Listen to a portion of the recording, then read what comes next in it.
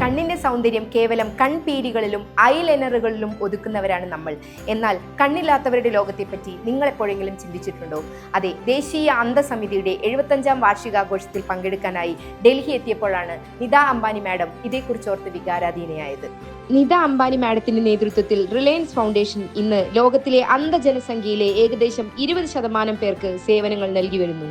On behalf of Reliance Foundation, we shall provide rupees 5 crores over the next 5 years. അതായത് അന്ധരുടെ വിദ്യാഭ്യാസത്തിനായി പത്രങ്ങൾ, കാഴ്ചയ്ക്കായി cornea മാറ്റിവെക്കൽ ശസ്ത്രക്രിയ, താമസത്തിനായി ഹോസ്റ്റൽ സൗകര്യങ്ങൾ. We will support the complete renovation and transformation of a residential hostel for blind working women and children.